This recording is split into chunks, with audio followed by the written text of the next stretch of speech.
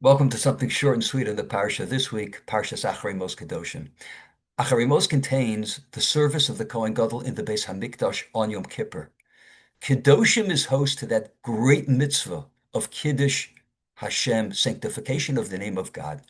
It's these two subjects that I'd like to focus in on today. In a beautiful essay, Rabbi Avram Pam reminds us the Kohen Gadol could not sleep the night of Yom Kippur. He remained awake if he was scholarly by lecturing. If he was incapable of that, he would read Tanakh. If he was yet unable to do that, he would have read to him the book of Eov, the book of Ezra, and the book of Divrei Hayamim, Chronicles. Why those? Rashi says because they're interesting. It would keep him awake. Marsha adds that Eov was read to him because it's a very sobering work, and it would cause him to do tshuva. Says Rav Pam, maybe there's something more. Isn't it strange that the Kohen Gadol would not be able to learn Tanakh? He couldn't read it himself? Very strange, and yet it's true. During the second Beis Hamikdash, the Gemara tells us that there were over 300 Kohanim Gedolim. 420 years, 300 Kohanim Gedolim. And of those 420 years, 141 of those were taken up by four Kohanim Gedolim. You had Shimon HaTzadik was 40 years. Yochanan Kohen Gadol, 80 years. And there were another two that were 21 years. So that leaves 279 years for over 300 Kohanim Gedolim. How is that so? Rashi explains that the Kahuna Gedola was not given by merit. The Kahuna Gedola, sadly, was bought and sold. No merit. These Kohanim Gedolim were not worthy of being in that position. And they didn't last very long. They didn't last the year. And therefore, Rav Pam says maybe that's the reason why they would read to these people who couldn't do it themselves. They were read the book of Ezra and Divrei Hayamim. Divrei Hayamim talks about the glory days of the first temple, where Kohanim Gedolim were Kohanim Gedolim, and where great Nisim took place in the Beis Hamikdash, where things as, by and large, were as they should be. And the book of Ezra speaks of those Jews, handful of Jews, who are in the Moser Nefesh, to go back after the exile, or at the beginning of the end of the exile. They went back to rebuild the Beis Hamikdash. Moser Nefesh, they gave of themselves, they gave their lives to rebuild the Beis Hamikdash. Perhaps that would influence these Kohanim Gedolim to change their ways. Maybe they would be like the first era. Maybe they would learn from the people who are Moser Nefesh, Leman Hashem. And the truth is, we see that Mesiras Nefesh. When we see those who want to be Mekadesh Shem Shemayim and who are being Mekadesh Shem Shemayim, that's something that should really move us. The Nikdashti B'soch B'nei Yisrael, Parshas Kedoshim, the mitzvah of Kiddush Hashem. The Rambam says that this mitzvah is Kol Beis Yisrael Mitzuvim, man, woman, and child, anytime. It's even v'nikdashti. It's a mitzvah which is not a direct command. It's a mitzvah, the Mefarshim say, that happens whether we're trying to bring it about or not. I am a vehicle for Kiddush Shem Shemayim, or God forbid, v'lo sachalalu es Shem Kodshi.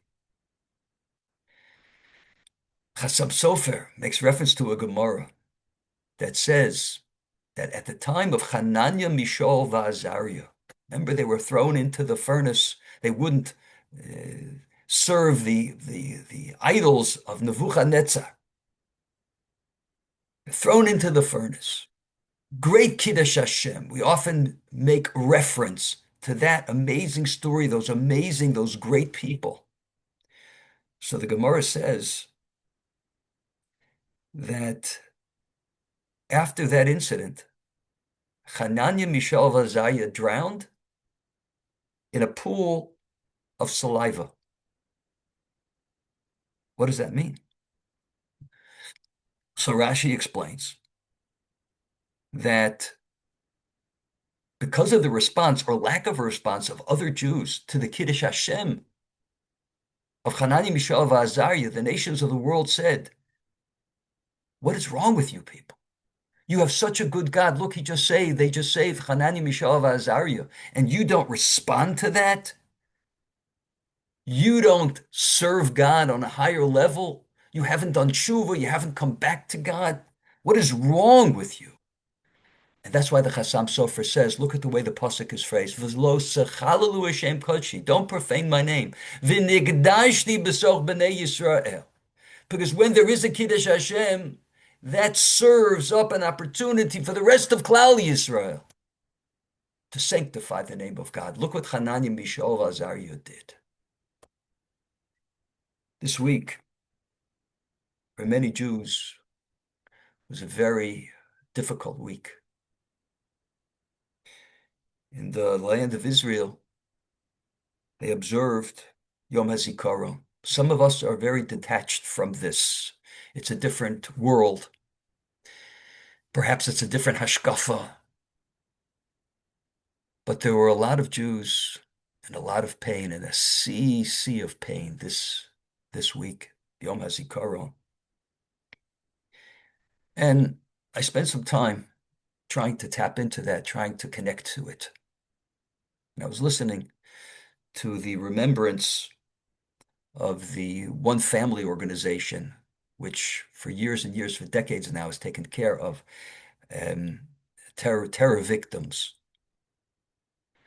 And they had just an absolutely heartbreaking memorial. And what they did was they had survivors, families of the people who have been killed over the decades, come up and speak about very short story, short discussion about those that had been killed. And there were many of them that were very moving. They were all very moving. But one for me was extremely poignant. I'd like to share with you an excerpt. This was delivered by Shira Steinberg, whose father, at age 42, ran to face Hamas. Simchas Torah, October 7th, 2023. Simchas Torah. And she writes about her father. And I think it's very moving. The Kiddush Hashem involved is it's just beautiful. And hopefully it'll be very motivating for us. An excerpt. Ha'aba Shali. My father. The best father that there could be. A father who always knew the right thing to encourage, to lift up. A father so incredibly proud of his children and supportive of everything we did. He believed in us, in our skills and abilities, and encouraged us to succeed, to do better, and to do good. Even when he was extremely busy, he always found the time to send me precise, thoughtful messages. He would always be there for me. My father, the father of my brothers and sisters, in his very essence belonged to the people of Israel. From a young age, he was always looking for ways to do good. A counselor for teens, a volunteer for security in Magen David Adom, and for about half of his life, a devoted, talented military commander. My father used to tell his soldiers that we are part of a great story, the story of the people of Israel. He lived that way, a large, meaningful life. He lived with emunah and with a deep connection to the essence of his life, which was to be a humble emissary for his God, his people, and his land. A father who instilled this essence within himself over the years through Torah study and faith and adherence to Talmidei Chachamim, understanding that this was the engine required to live a life of greatness. My father was a commander we were always proud of, and we were happy to be part of the family mission that he and mom chose together. A father who on the morning of Simchas Torah jumped into action. He was among the first commanders to arrive to stop the vicious attack, to protect the residents of Gaza and the nation. On his way, he managed to perform so many life-saving actions that aided the combat and added light to that horrific reality. As always, even then, he remained calm, sharp, calculated, doing what was needed to be done as quickly as possible. My father fought a solo battle against many cursed terrorists who ambushed him by the roadside until he was struck. My father sacrificed his life for Kiddush Hashem, for his people, and for his land. He died exactly as he lived every single day of his life. He was Mekadesh Shem Shemayim B'Chayov, and he was Mekadesh Shem Shemayim B'Moso. Yehi Zichro Baruch. Let his Mesiras Nefesh and the Mesiras Nefesh of so many like him, let it be a model for us to give to Klal Yisrael, to give to our families, to give to our communities, to be more deeply committed to our ruchnius. And may we see, Be'ezus Hashem, that Hashem should remove all the tears, the merit of all the Kiddush Hashem that we are all involved in. That we see the Bias Gold B'Meir of Yameinu. Thank you so much. Have a great Shabbos.